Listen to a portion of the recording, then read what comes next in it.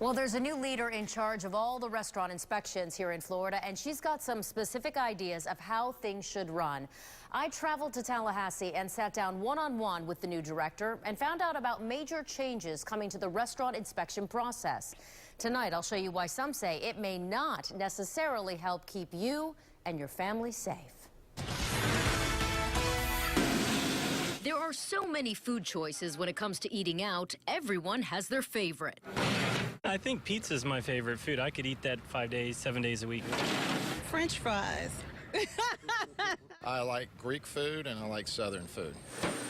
But depending on how that food is prepared and how well that restaurant follows the rules may now determine how often it's inspected.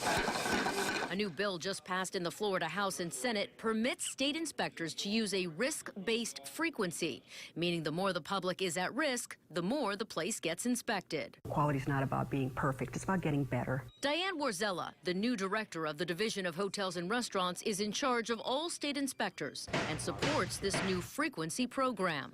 So instead of restaurants inspected just 2 times per year as mandated by law, the state will visit restaurants more often who are not following the rules. Focus our resources there on those people that really need us and not so much on the people that are doing a fine job. Warzella says the new frequency program also allows restaurants that use less raw ingredients and serve more pre-packaged products to get less inspections. That is pretty much the way the food code has it. If you have limited preparation, limited chance of making somebody ill, pre-prepared foods, it's a matter of just heating it and serving it.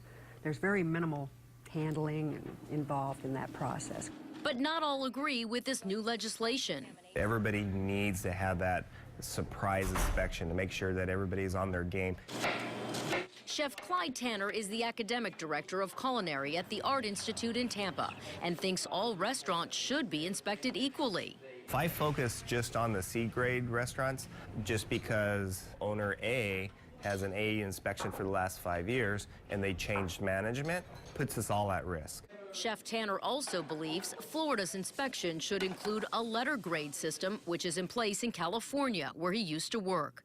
That A, B, or C grade is displayed on restaurant doors based on the eatery's major and minor violations. Having that pressure of getting that A scorecard really does ensure safety. But Warzella disagrees. It just doesn't give a true picture of that. It's maybe a snapshot of just that moment. And Warzella argues Florida's risk-based system is very effective as is.